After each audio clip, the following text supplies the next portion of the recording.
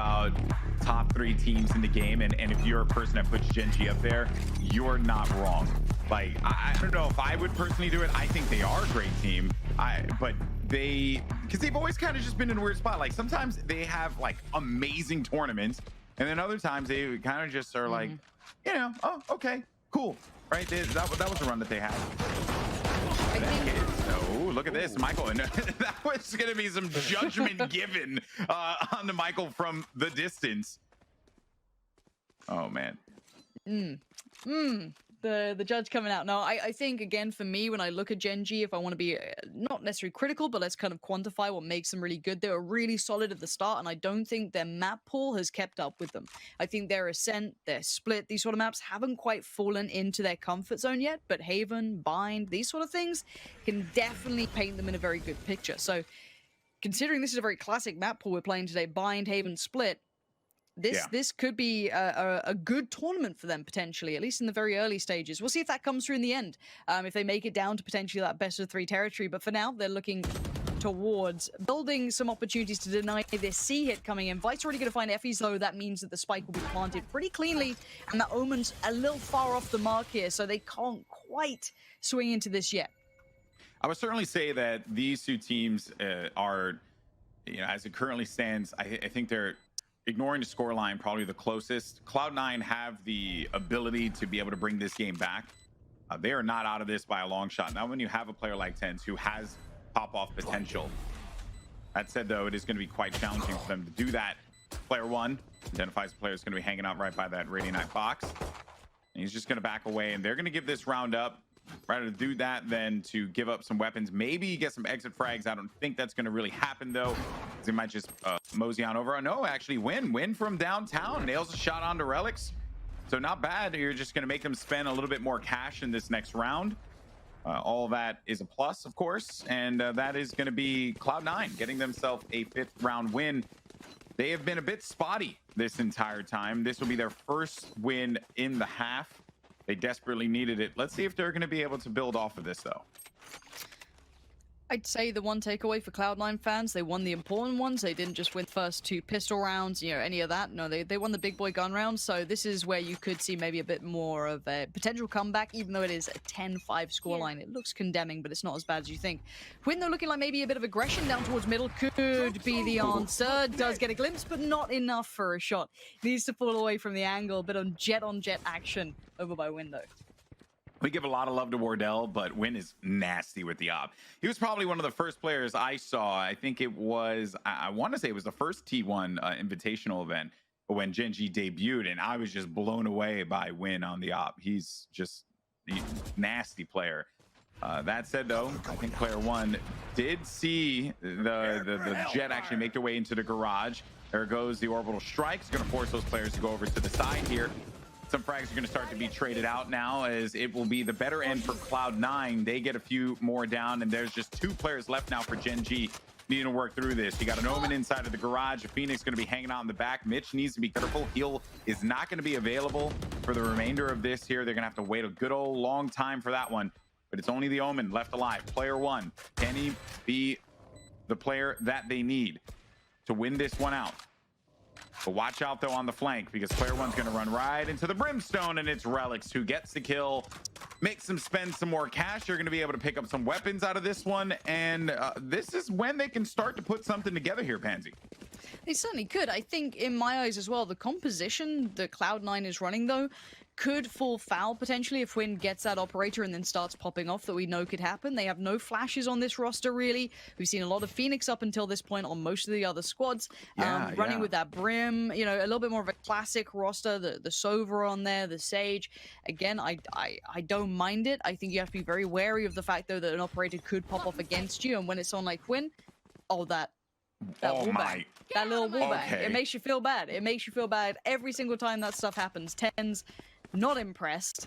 I don't know what the buy's like for Gen.G here, though. I don't think it's going to be fantastic. It shouldn't be a stellar purchase, but that's got to feel a little bit rough. That was a and again, shot. more damage through walls. Feels TenZ, man. Oh, baited in. Quinn just there. TenZ has just had a real bad round. I just like I said, TenZ not impressed. Like, no, definitely not. Like, very, very angry with the way that whole thing worked out. Boy, oh boy. All right. Player one's ready. If they charge up through this C-Long, they are just going to be blinded. He's holding this thing like a Kamehameha, but he's going to just hang back for a moment.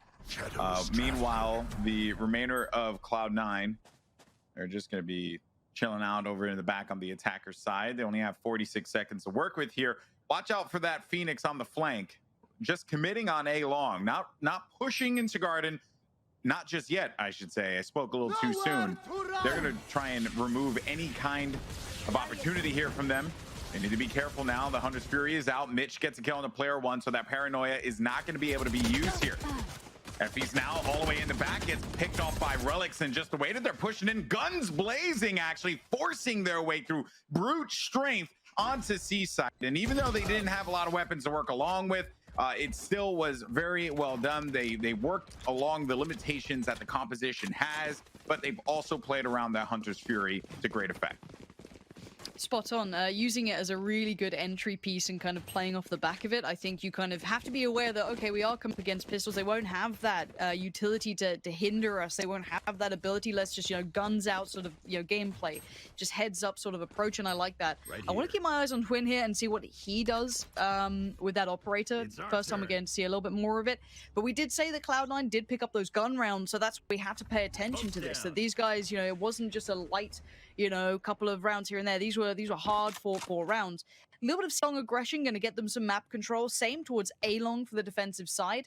But that does mean they don't have presence in window. And here comes Tens, pops the ult, and in we go. Quietly does it, but not quietly enough. Win there, but a good trade for Mitch. Rez comes out. And really, at the end of this, Cloud9 hasn't lost too much. Apart from that, Sage has had success over on C-Long. Yeah, but now they're going to be able to get C-Site. I don't think Mitch got a lot of intel from where that was going to be coming from. That wall a little forward there onto C-Long. So we'll be able to play around that nook, which is a little underrated. I quite like that play because you're going to be using the natural cover that is provided. You know exactly where that stage is going to be. GMD, though, from the outside, not able to get the kill there. It's Vice who actually locates that one. And this, again, is just Cloud9, right? Scrapping it together, putting together some really good rounds. They utilize the entry there from the Jet, going through with the blades out, and then they trade it effectively. But Effie's has his player dead to rights. Yep. I knew that was basically going to happen. But even then, though, another successful round win for Cloud9. And it really came off of that trade. Mitch was right there to have Tens' back. That was really well done. Nice little bit of synergy between the two of them, and that's one of the big win conditions we've been waiting to see with Cloud9. That nice synergy, that nice team play, that good little back and forth. Hey, this is the first time we're really seeing Cloud9 without Tens popping off wildly, and they're doing really, really well. 4 rounds back to back here on that attacking side. Beautiful display. That's a really good marker, and I know that sounds almost weird and counterintuitive to say. It's good to see them winning or doing really well, even with Tens not popping off. That's a very good sign in the right direction for them. And again, the economy should stay in a decent enough place. Again, Tens on the judge. I mean, it's close quarter action, and the man can aim. Player one going to be feeling that in the morning, but the trade is there on the other side, so a bit of a one-for-one trade out, and you did at least see them Jet pushing down over towards A, so they've got info, but by now the hits coming in. Yeah, indeed they are. They're now able to win out on that B site. Look out for the flank, and that's win actually on a kill for Relics. And so far, this has been all Cloud9 in the attack. They lost the first 2 rounds, the pistol and then the anti-eco round. But since then, they've been able to step it up big time. But look at that, right around the corner. Those are the ones you certainly do not want to see. There's that judgment actually coming back to bite them in the butt. And unfortunately, for Cloud9, it will be their first loss here in 4 wins that they were able to put together in the second half of play. But not bad at all. They are working with a lot of cash. But, Tens has just been running the judge. And I think it's just because he's playing Garage aggressively.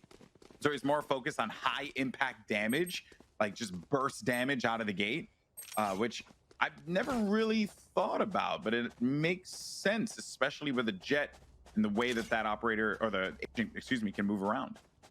I mean, people have been discussing how powerful some of these shotguns, especially are very early on. I know Sliggy, who was kind of coaching Fish123 in Europe, was a huge advocate that that should be considered, potentially if your economy is in a position that needs it. Some of those positions were removed early on, but TenZ this time with the upgrade and onto his opposing number, in both very well-respected operator players. This time, TenZ wins it out. Now, again, TenZ, you don't need to I don't need to talk him up. Everyone knows how good he is, but again, nice little intro towards this round, gets the pick, backs away, loses nothing, and they can kind of start building again towards potentially this A presence that they're working on. Yeah, and Vice, a very smart play there, because he saw the drone do the job of the drone, get picked by the tripwire, actually poked around to see if that player was going to go and peek for the kill. Ended up not happening, though. Michael playing this corner diligently, and Vice on the opposite side of that. We are going to see a Cypher v Cypher battle here in just a second. Expect him to check that corner once these smokes go down. But this is all going to be distraction, because as you see, you got 3 players that are going to be tucked away over on the A site. The smokes are in play. They're going to be anticipating this move. And there goes the Brimstone. Orbital strike. That's the kill. But while all that's going on, that entire fake is taking place. They're just going to have C-site, and they're going to be able to plant this one out. It's all about those post-plant positions. You can see instantly they're looking towards getting them. Jets just belting back down towards C-Long, but they lost out on Shinobi. So now it's going to be tricky, but you're putting a lot of faith in TenZ here and also in towards the Sage to be able to buy time. Mitch needs to be able to control some of the area around him, try and maybe get a pick here. And TenZ. Oh, he takes a shot on Effie's. That's huge. Just a pick up and he backs away. Now, let's see if there's a quick trade. No even ground. This allows a little bit more play for these guys to come into this. And TenZ is in a very winnable scenario. That spot is down for him. They know exactly where it is. He's got to hit the shot, though. He's sticking this one. I'm pretty sure TenZ has to go on this. He is! It's excellent work from TenZ. Player 1 is down, and this might be a round for the man himself. He's got to go for it. He's got to go for it. Oh, man. That was actually a nasty play, because he went in, he popped through the smoke. He had like milliseconds to respond to that one. And then he manages to back away right in the nick of time, actually using the dark cover to his advantage. But time, unfortunately, not on his side, and they knew exactly where he was going to be coming out of there. That was just a nasty play. It was like a 2v4, I think, maybe. At that point, it was I'm not too sure. It was a 2v3 or 4, 2v3 or 4, but yeah. That's well, impressive work. That was very impressive work. Nice little spam from player 1. And as I said, no one's ever going to take away the individuals from the Cloud9 side, but for now it looks like Gen.G showing greater strength across the board, as 12 round is a very impressive mark to get to. Already a little bit of info being found, as it does seem as though TenZ was lost in that meantime, which is actually a big name to take away from these guys. Yeah, Mitch is going to have to use the res for relics, and Vice won't be able to use this ultimate anytime soon. And look at the way that they're actually no commit on the hold yet for the defensive side. They're still going to be playing their angles, anticipating any kind of movement that could come. Player 1, smart enough, is just going to be holding out cover up top. These players are going to be pushing in, and player 1 does get the intel. That's going to prompt maybe 1 or 2 players to move over toward B site, but that just continues to put player 1 on edge. Garage is going to be free for the pickings here if they do decide to do that, using a drone, which I believe they are going to be hearing. So they know that this is where they're going to be trying to put their attention toward. Look out for Viso in this battle against player 1 on B. He pops around this corner and wins out the frag, but he has to be watching up top there, and no, he is not in player 1 with 3. GG, Gen.G walk away 13-8. And he just held that position up top, was very patient, knew that it would